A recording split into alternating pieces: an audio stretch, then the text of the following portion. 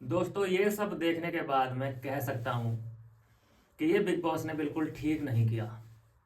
चाहत पांडे को इस तरह से निकालेंगे, रजत दलाल को इस तरह से निकालेंगे, ये बिल्कुल भी फेयर नहीं है। हालांकि मैं बेहद नफरत करता हूं चाहत पांडे से, रजत दलाल से तो नहीं करता, लेकिन Chahat Pandey, I hate you man.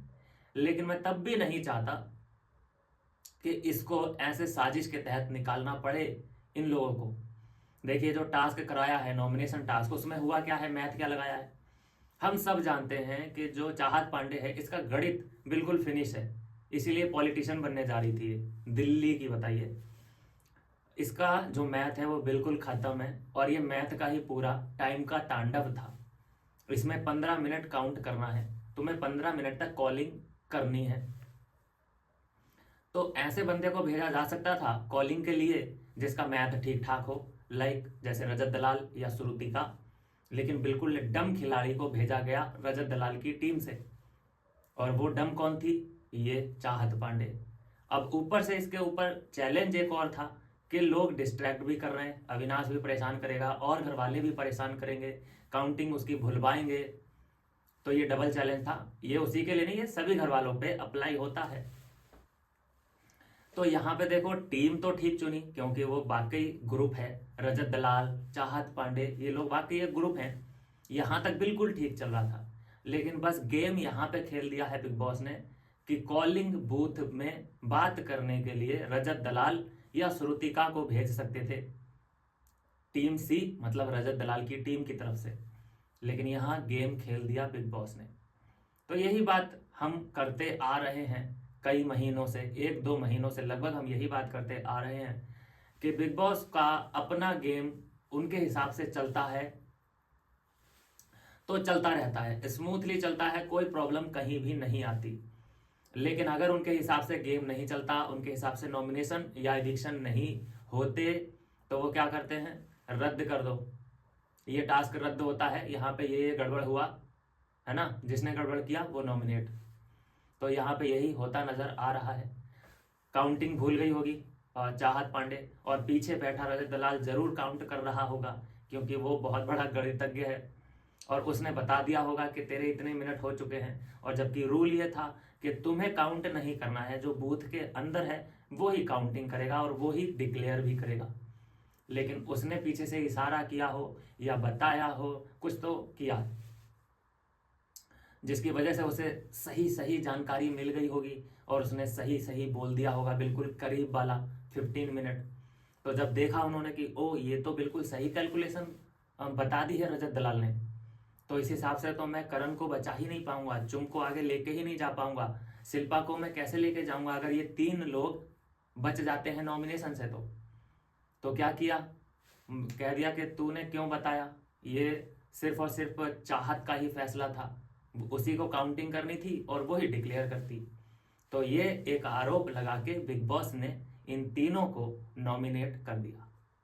यह है इस पूरी नॉमिनेशन की कहानी। इससे पहले मैं आपको बता दूं कि ये पूरे टास्क का नाम था टाइम का तांडव, और टाइम मतलब टाइम इस वक्त तो तांडव करेगा ही करेगा। और ये ऐसा पहली बार नहीं हुआ है, ये हर सीजन में लास्ट के 10-15 दिन में होता ही है, ये पहली बार नहीं हुआ है। तो 3 टीमें बनाई गई, ABC। ए में कौन? विपिन डी सैना, अविनाश मिश्रा और ईशा सिंह। और बी में करणवीर मेहरा, शिल्पा और चुम। और सी में रजत लाल, श्रुतिका एंड चाहत, क्योंकि घर में बचे हैं मात्र 9 घर वाले। तो ये था पूरा टास्क। आपने देखा जिस तरह से हर कोई, जैसे कि करणवीर बार बार किसे परेशान कर रहा था, ईशा को भी वो परेशान कर रहा था। ईशा को परेशान करने के बाद अविनाश को भी किया उसने परेशान, उसके बाद विवियन को भी किया। तो दोस्तों, तीनों को ये एक आदमी परेशान करता नजर आ रहा है कॉलिंग बूथ में। तो ऐसा भी हो सकता है कि 5-5 मिनट का इनका एक टाइम पीरियड हो कि 15 मिनट करना है टोटल कॉलिंग, और 5-5 मिनट आप कर सकते हैं। या ऐसा हो सकता है कि तीनों लोग 15 मिनट करके दे दो, नो मैटर वॉट, के कोई कितने मिनट करे, कोई 3 मिनट भी कर सकता है, कोई 7 मिनट तक भी कॉलिंग कर सकता है। तो कुछ ऐसा भी रूल होगा। लेकिन जैसा समझ में आ रहा है प्रोमो देखने के बाद कि करण ने 3 लोगों को पोक किया है, वहाँ पे पहले हमें ईशा भी दिखाई दी, वहाँ पे अविनाश भी दिखाई दिया, वहाँ पे हमें विवियन भी दिखाई दिया, और ये तीनों के तीनों एक ही टीम के थे। तो इसका मतलब तो ये हुआ कि 15 मिनट तीनों लोगों को थोड़ा थोड़ा कंट्रीब्यूशन देना है। तो ये भी हो सकता है, ये भी एक एंगल है। तो देखते हैं क्या रूल, किस तरह से रूल और कौन सा रूल ब्रेक हुआ है जिसकी वजह से ये पूरा टास्क रद्द हुआ, और रूल को तोड़ने वाले जो दोषी पाए गए हैं वो टीम सी मतलब रजत दलाल की टीम को दोषी ठहराया गया, जिसके एवज में रजत दलाल की पूरी टीम को नॉमिनेट कर दिया गया। देखिए श्रुतिका, बेटा श्रुतिका इतना भी गिवर नहीं बनना चाहिए, पहले भी नॉमिनेट हुई, जिसको तूने टाइम गॉड बनाया वो तुझे नॉमिनेट कर रही है, और उसी का ये परिणाम है कि तू इस वक्त भी नॉमिनेट ही है, और तुझे इस बात से कोई शिकायत नहीं है कि तुझे किस तरह से यूज किया जा रहा है। इनफैक्ट कि इसमें उन लोग की गलती है ही नहीं, इसमें श्रुतिका की ही गलती है। उसने अपने पति देव से भी बोल दिया कि मैं तो यहाँ इस्तेमाल होने ही आई हूँ, तो इसमें कौन क्या ही आवाज उठा सकता है, ये खुद अपने लिए आवाज नहीं उठा रही है। अब बात कर लेते हैं मिड वीक इविक्शन और वीकेंड के वार पे जो इविक्शन हो सकते हैं। देखिए मिड वीक में पक्का 2 लोग निकलेंगे, क्योंकि लोग बचे हैं 9 घर वाले बचे हैं, और लास्ट वीक में मात्र 5 ही लोग होने चाहिए घर के अंदर। तो 3 लोगों को कैसे निकालेंगे, 3 लोगों को निकालना पड़ेगा, तो 2 इविक्शन होंगे मिड वीक में ही, क्योंकि ये वाला जो बीता है वीकेंड का वार, इसमें मात्र एक ही इविक्शन हुआ है कशिश कपूर का। अगर इसमें 2 हो जाते, लेकिन 2 होने ही नहीं थे। हम सबको पता है कि जब ईशा सिंह हल्की फुल्की सी लाडली है, बिल्कुल डिक्लेयर्ड वो लाडली नहीं है, एकदम ऑफिशियल वो लाडली नहीं है, लेकिन है। क्यों? क्योंकि उसे फोर्सफुली बुलाया गया है, आखिरी मोमेंट पे उसे बुलाया गया है कि तुम्हें आना है। ये थे एटीट्यूड कलर्स वालों का कि तुम्हें तो आना ही है। 1 हफ्ते में ही उसे खबर भेजी गई और 1 हफ्ते के अंदर ही बुला लिया गया। तो उसने भाई शर्त तो रखी होगी कि भाई ऐसे आऊंगी, तुम लोग मुझे निकाल दो, ऐसा नहीं चलेगा, टॉप 5 में तो लेके टॉप 5 तक तो मैं जाऊंगी ही जाऊंगी, बोलो आऊं? तो हाँ हाँ भाई तुझे लेके जाएंगे टॉप 5 तक, ठीक है आती हूँ। तो ये डील हुई होगी इन लोगों में, और वैसे भी वो कलर्स के साथ काम करती है, तो इतना फेवरेटिज्म तो बनता ही है। तो देखेंगे हम कि इस मिड वीक में हमें चाहत पांडे और श्रुतिका बाय बाय जाती हुई दिखाई देंगी, और उसके बाद सबसे बड़ा कलेश जो होगा वो रजत दलाल के टाइम पे होगा कि रजत दलाल को कौन से पैंतरे के हिसाब से निकाला जाए, उस पर कौन सी ऐसा थीम, ऐसी कौन सी स्क्रिप्ट लिखी जाए जो कि सारे के सारे घर वाले सिर्फ और सिर्फ रजत दलाल को ही उंगली करके निकाल दें कि हाँ भाई इसी में वो कमी है और ये ही निकलना चाहिए। जैसे कि एक सबसे बड़ी कॉमन फैक्टर चीज है कि रजत दलाल ने किसी से भी रिश्ते नहीं बनाए, रिश्ते बनाए